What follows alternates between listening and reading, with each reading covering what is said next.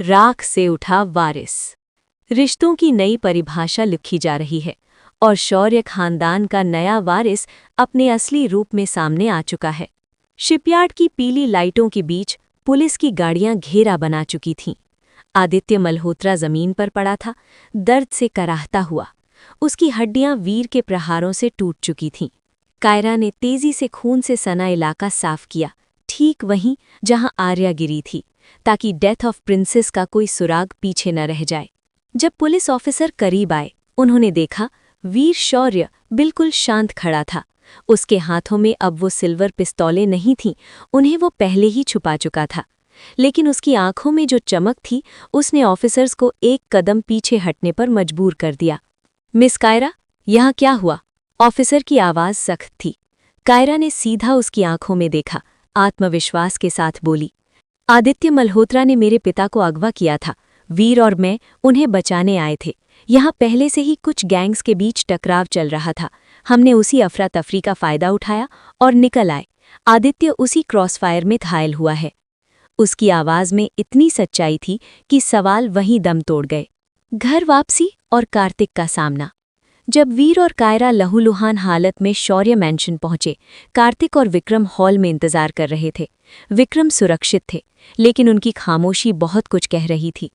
कार्तिक की नज़र वीर के फटे हुए शर्ट पर गई, फिर उसके चेहरे पर जमी कठोरता पर। उसने वीर की आंखों में झांका, वही आंखें जो सालों पहले आईने में उसे खुद की दिखाई देती थीं।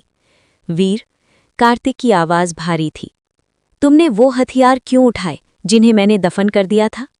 वीर ने सिर झुकाया नहीं, वो सीधा खड़ा रहा और पिता की आंखों में देखता हुआ बोला, पापा, जब साए हमारे घर की दहलीज पार कर लें तो कलम से नहीं, बारूद से जवाब देना पड़ता है। मैंने वही किया जो आपने मुझे सिखाया था, अपने परिवार की रक्षा। कार्तिक कुछ पल चुप रहा।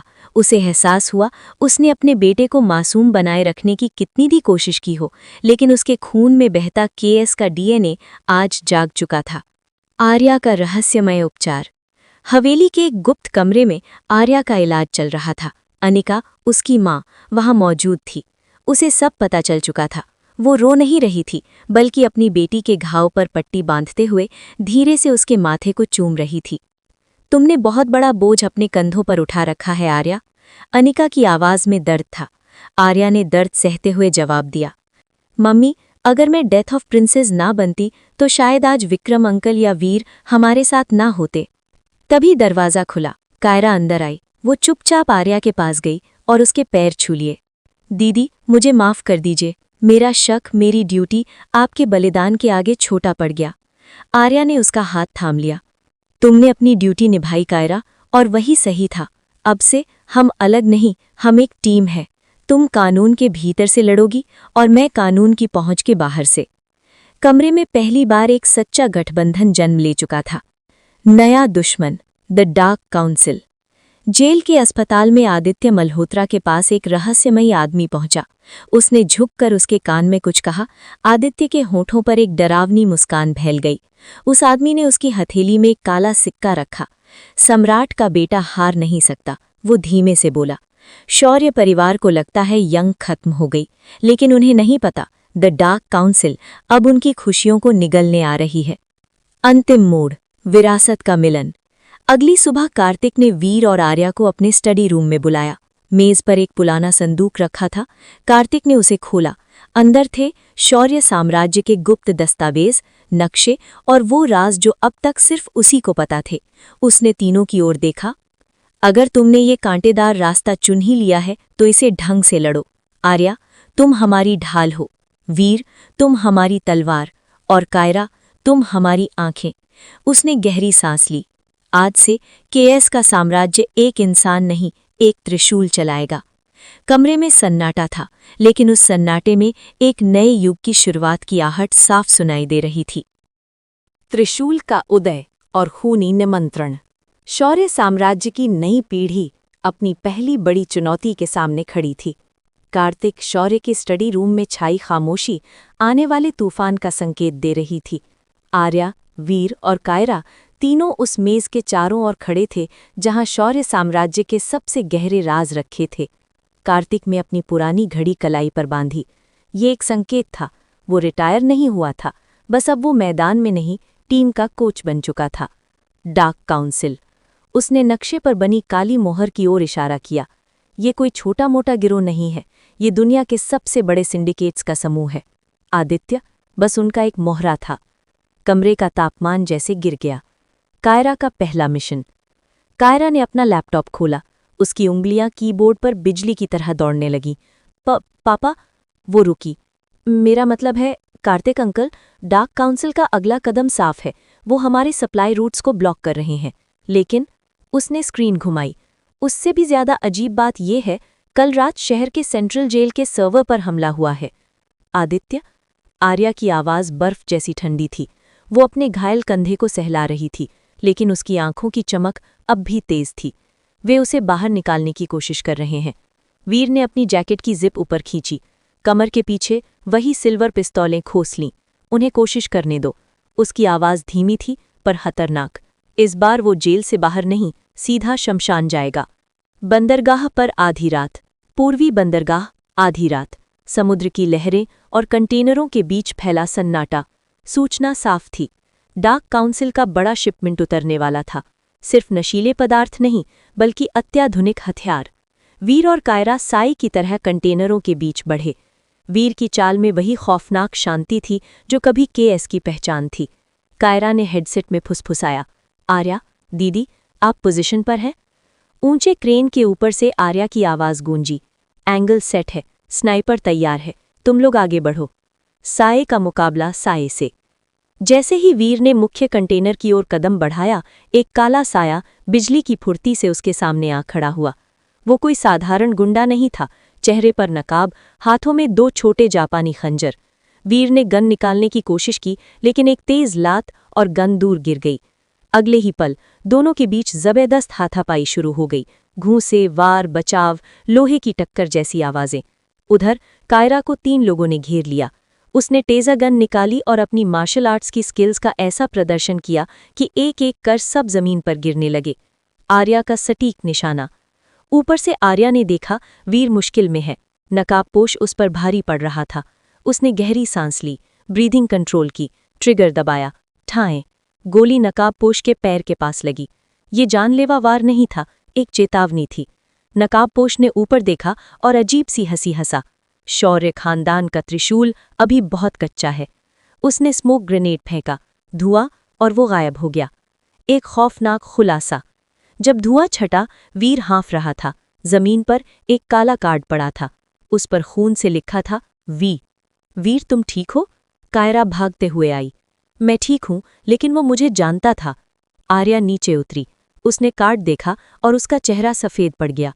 ये विक्रम अंकल नहीं है। कमरे जैसा सन्नाटा बंदरगाह पर छा गया। ये विकास है। वीर की सांस अटक गई। पापा का वो भाई जिसे सालों पहले मृत घोषित कर दिया गया था। समुद्र की लहरें जोर से टकराईं। शौर्य का अतीत एक बार फिर लौट आया था। और अब डार्क काउंसिल का नेतृत्व कोई अजनबी नहीं, बल्कि कार्तिक का अपना ही लहू कर रहा था। अतीत का प्रेत और कड़वा सच। रात की खामोशी में विकास नाम का वो कार्ड किसी ठंडे खंजर की तरह तीनों के सीने में उतर गया। शिपयार्ड की हवा बर्फीली लग रही थी।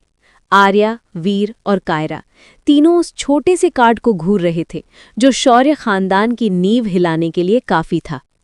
अतीत का प्रेत। हवेली लौटते ही सन्नाटा चीखने लगा। लिविंग रूम में कार्तिक अपनी पुरानी रिवॉल्वर साफ कर रहा था, लेकिन जैसे ही उसकी नज़र आर्या के हाथ में पकड़े वाले कार्ड पर पड़ी, उसके हाथ जम गए। पापा? वीर की आवाज़ भारी थी। क्या आपका कोई भाई था, विकास शौर्य? कार्तिक ने लंबी सांस ली और सोफे पर बैठ गया, जैसे वर्षों का बोझ अचानक कंधों पर आ गिरा हो। विक्रम ने नजरें झुका ली। विकास।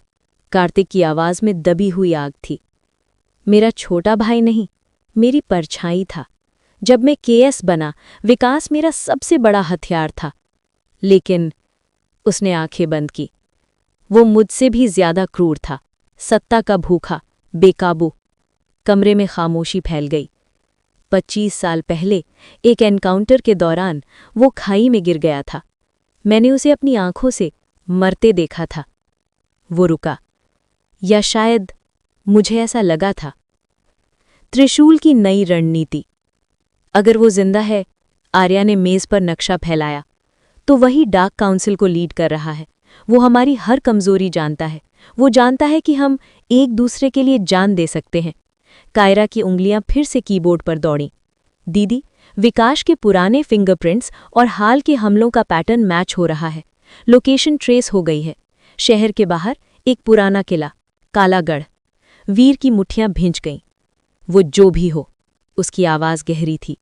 अगर उसने हमारे परिवार की तरफ आंख उठाकर भी देखा, तो मैं भूल जाऊंगा कि वो मेरे पिता का भाई है। एक पल सुकून का। हवेली की बालकनी, नीचे शहर की रोशनी, ऊपर बेचैन आसमान। कायरा चुप खड़ी थी। उसकी आंखों में डर था और वीर के लिए चिंता।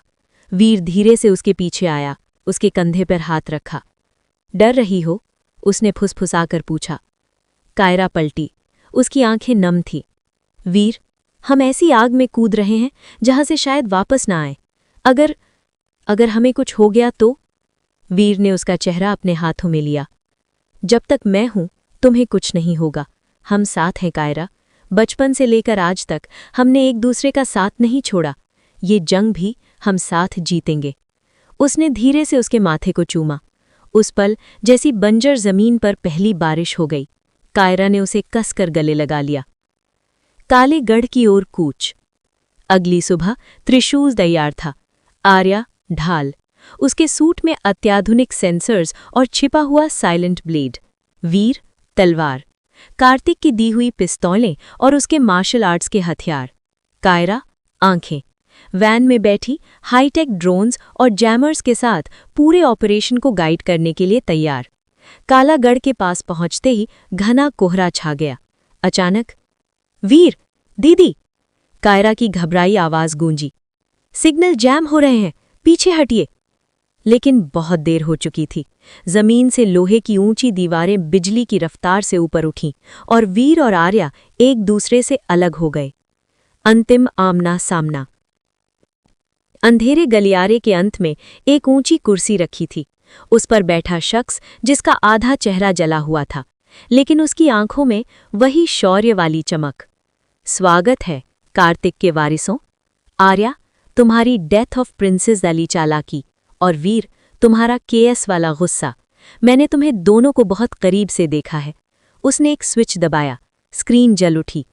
कार्तिक वाला निका एक कांच के केबिन में कैद थे। अंदर धीरे धीरे जहरीली गैस भर रही थी। अब खेल शुरू होता है। विकास मुस्कुराया। तुम दोनों में से सिर्फ एक ही अपने पिता तक पहुंच सकता है। दूसरे को? वो झुका। मरना होगा। सन्नाटा। चुनो, विरासत? उसकी आंखें चमकी। या मोहब्बत?